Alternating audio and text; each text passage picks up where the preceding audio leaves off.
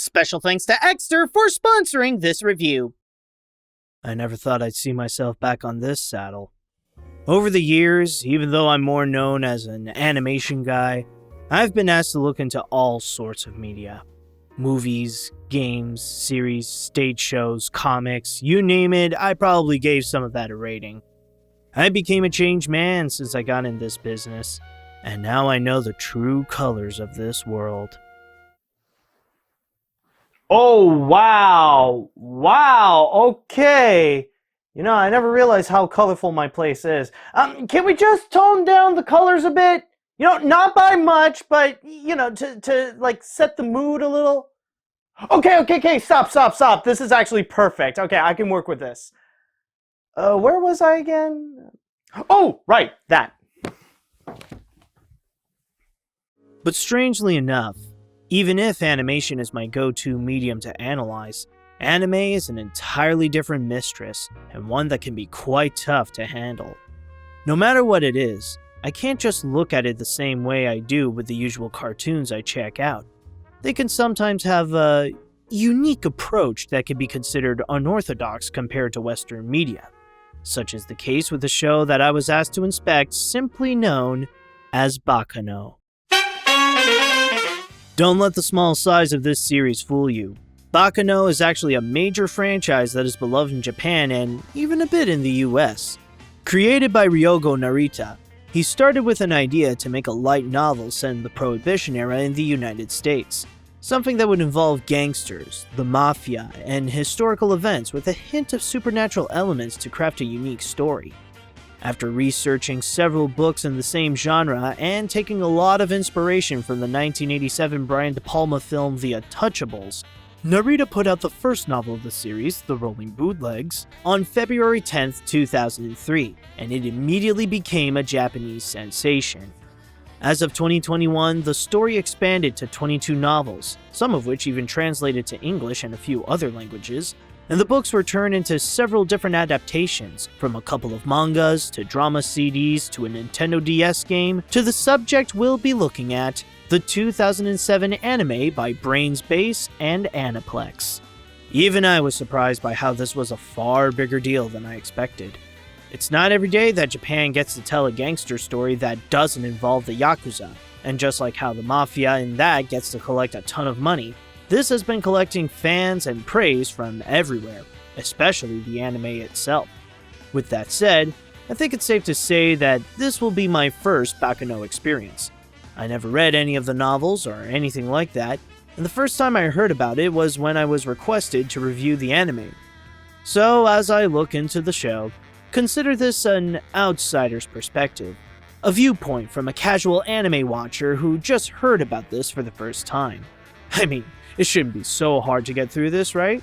It's only 16 episodes, around 22 minutes each, so it should be simple to know what I'm dealing with.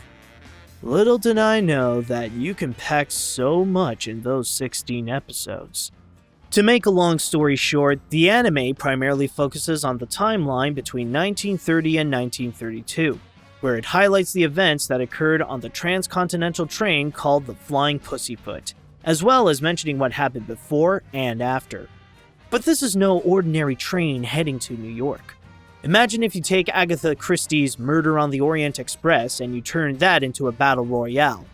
The locomotive is now a war zone where mafia families, thieves, gangs, cultists, and killers all coincidentally come together and try to be the last team standing. But Baccano doesn't want to be just your typical gangster story. Oh, no. In fact, they literally called upon a demon to add an extra spice for it to stand out from the rest. Believe it or not, some of the characters that we follow here are immortal, and that is all thanks to a special elixir that the demon gave to a bunch of alchemists back in the 18th century, and those who drank it agreed to keep the elixir a secret.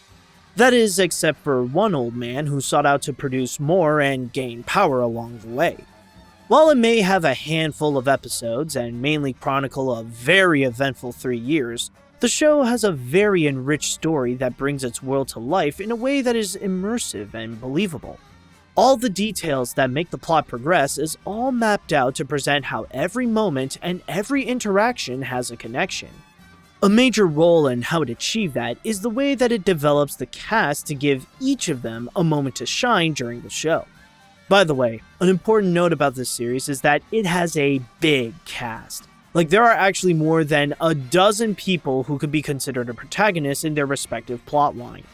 Just to name a few, there's Firo, the newest member of the Martillo family, the Lemurs, a cult that follows one of the Immortals, Huey LaForette, Jacuzzi, the overly emotional and kind-hearted leader of his own gang, Dallas Genoard, a thug from a rich family who gets in trouble with the mafia, Lad, the bloodthirsty hitman of the Rousseau family, Sheslaw, an immortal kid with a traumatizing past that makes him not trust anyone, Isaac and Miria, the comedic thieving couple, and Claire Stanfield, one of the best assassins in the world who takes down any hijacker of the flying pussyfoot that's in his way. And that's not even half of the list of characters. Yet with such a massive roster, the strength of the series is how they take every single person and make them feel important. They tell us their backstory, what they look for, what they do, and how they end up in the situation that they're in, turning them into fleshed out and complex characters with their own personalities and meaningful character arc. Hey, Lace. I'll be coming back, so please be careful. Didn't know you were such a round heels, boss. That was our first kiss. What? I've seen plenty of movies and shows in my day that would have a huge cast, but they're generally poorly handled by only making a few significant to the plot, while the rest are just irrelevant comic reliefs. And after all those experiences, that's what makes it admirable for me, how it can handle having a huge cast and make every one of them feel important. Sure, you can also find that in something like The Simpsons or South Park, but those literally had decades to build up all their personalities. This is a show with only 16 episodes based on a book series that started only 4 years prior. This is a level of attention to detail that writers dream of achieving. Well, if you say so. However, I would lie if I said that all the characters are great. With a huge list of people like this, there are bound to be a few that are more problematic to the viewing experience. Maybe it's just me, but I find that there are a few that seem a little over the top for a show like this, like the kind that can make Joe Pesci look like Robert De Niro. There are some that can be a bit too wild with their insanity and their urge to kill, like Lad, and later with one of his followers, Graham Spector.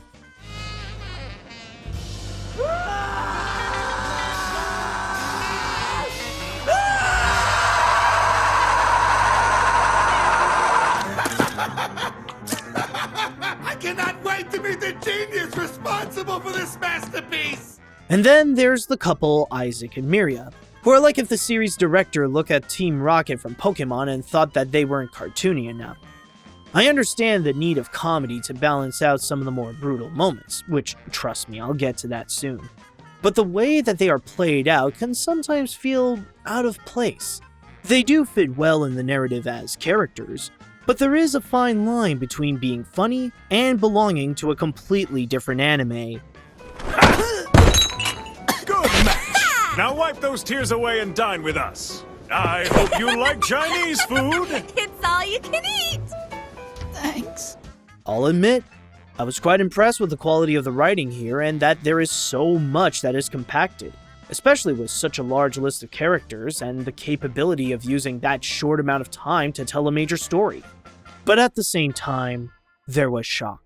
Shocked at the gory nature this series can get.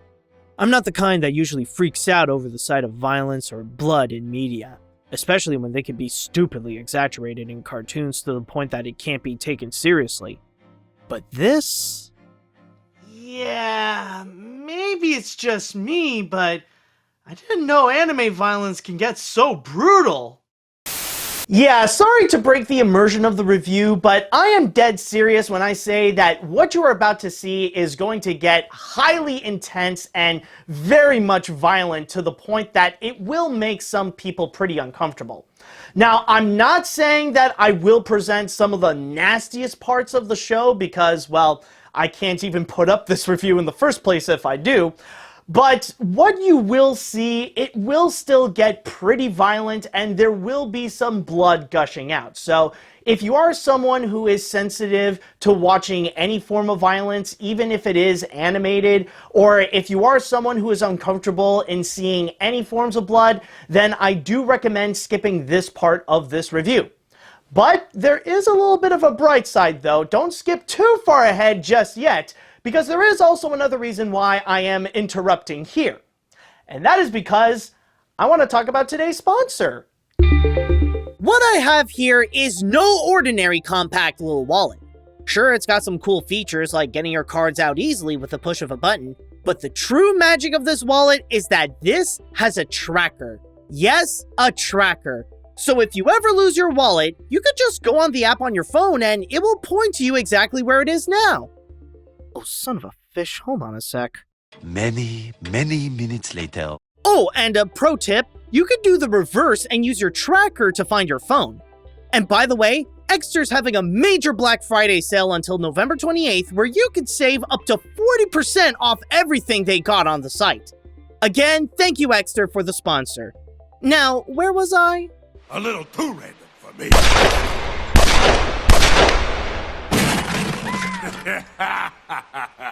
Ah yes, the charming little anime. Remember when I said that the story has an elixir that can make people immortal? Let's just say that this show really puts them to the test. And by test, I mean killing them again and again and again and again in some of the torturously nastiest ways possible. Don't get me wrong, the show does supply a great amount of intensity with the action scenes, especially when you have a variety of criminals going all out against each other. I'll admit, the fight scenes can definitely be fun, and they can often be the highlights of their respective episode.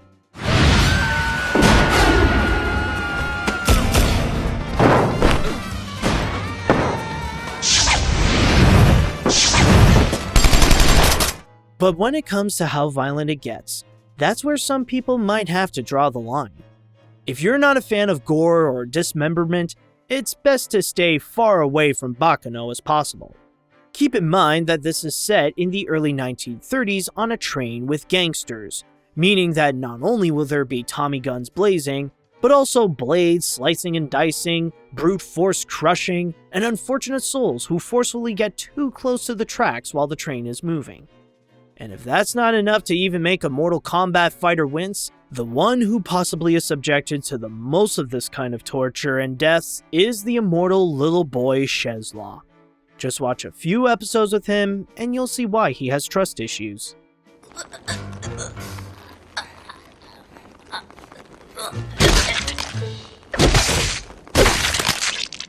But I'm only saying that because I know a lot of people are divided when it comes to violent content. So I just wanted to throw that out now and get to the rest of what you see in the series.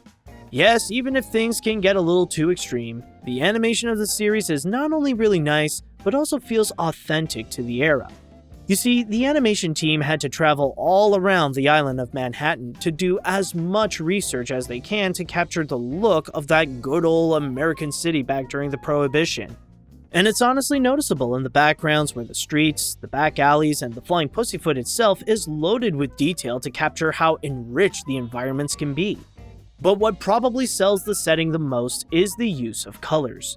For the most part, the colors are meant to highlight the character's class. The more use of bold and vibrant colors, the richer and higher class the people are. The same goes to the opposite, where many who don't really succeed are stuck with muted colors that don't have much life.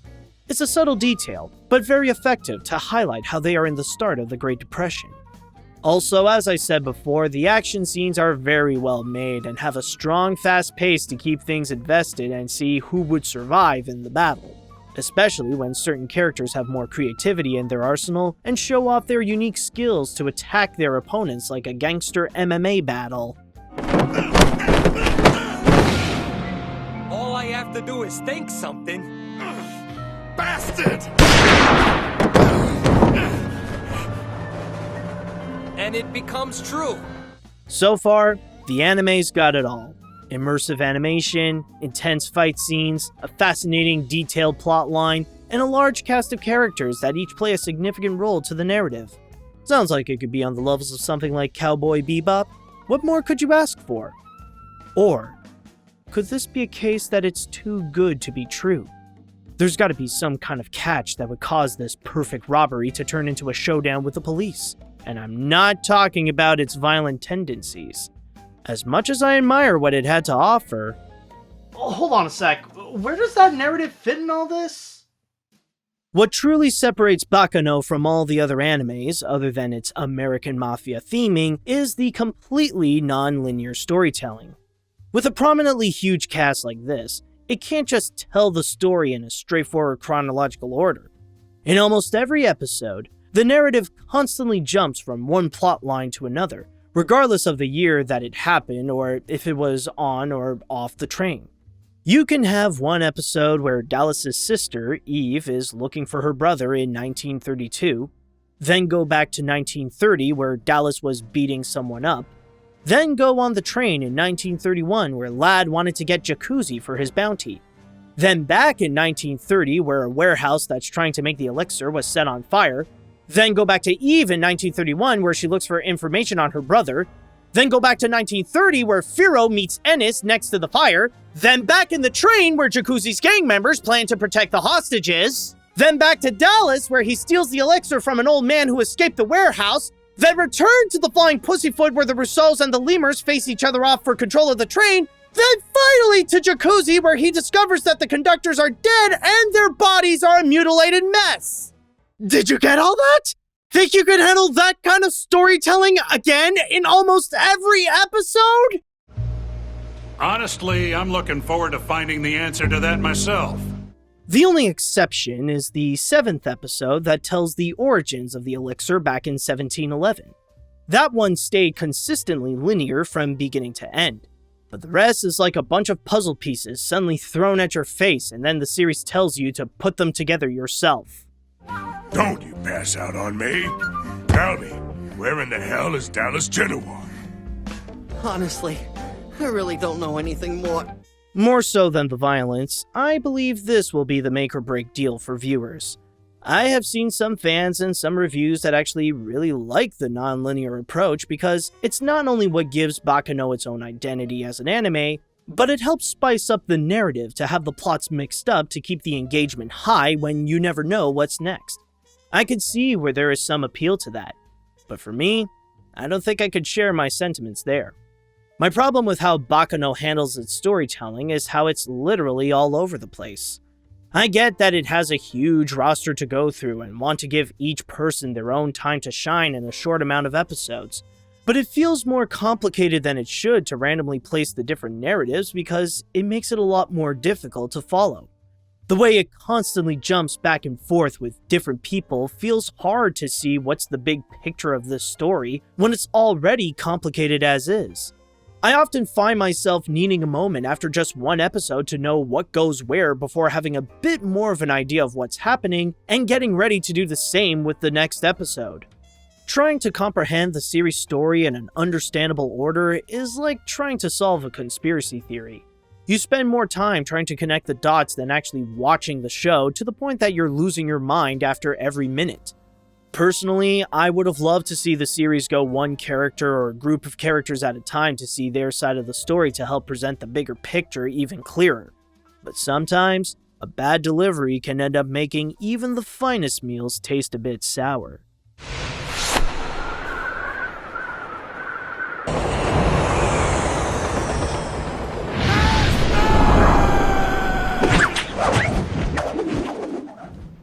But I'm not ruling out that this whole series was just a waste of time. I checked all of my notes of my analysis on the whole thing. It's a complex series, and I appreciate that. But more importantly than the show itself, I need to put all the pieces together to reach a final verdict. All these characters, all the action, all the visuals, and all the narratives. How do they all come together to work as a series? Yep. It's good. I wouldn't say it's my favorite, but it's good. Overall, Baccano certainly is a unique anime. A small series packed with a lot of big surprises. It's a show that has all the right materials to leave a powerful impact to the audience with a fascinatingly complex story that mixes the theme of immortality with the Prohibition-era gangster genre, strongly detailed animation that immerses you to its world, engagingly intense action with guns, knives, and more weaponry blazing, and great use of a large list of characters to make them significantly contribute to the plot in their own way. Not to mention a very dynamic jazz soundtrack that helps liven up the mood that you've probably been hearing throughout this review. However, I can guarantee that this show is not for everyone. Rather it be the brutally extreme violence or the overly complicated non-linear storytelling, there will be some factors that could end up hindering itself from fully gaining a prominent fan base. Regardless of my sentiments though, I still recommend to see it if ever you get the chance. It's a case where it's worth watching at least once to have the experience. I'm sure there will be those that won't mind some of the criticisms I brought up and will have a lot of fun. And others, well, I wouldn't be surprised if they don't go through all the 16 episodes. And it doesn't matter if you watch it either subbed or dubbed. They've both been highly praised, so you can't go wrong with your personal preference. As for me, I admire what it tries to do, but I doubt if I'll be revisiting this Prohibition era again. So I'll give this a 7 out of 10. It's got the right stuff for an epic anime, but maybe not epic for me. There is one thing that I did like from the anime that I have yet to discuss, and that is the final message of how some stories don't need an ending. Sometimes the best stories don't actually have one. It's a lot more fun for the person receiving the story to expand their imagination and wonder what could happen next to think of all the possibilities of the character's future. Yes, a show could have a last episode, or a video would have an ending point, but that doesn't necessarily mean that the lives of the people in there are over. Even amongst ourselves, you never know what tomorrow could bring that could start a new chapter to your own story. As for me, even if I'm done with Baccano, my reviewing story is far from over, and the way I see it now, it certainly ain't black and white.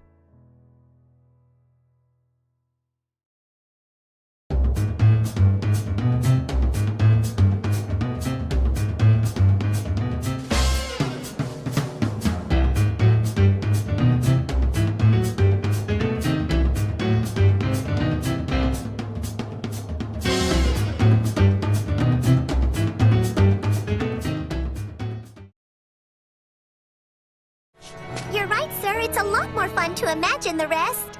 And there you have it, my dear Carol.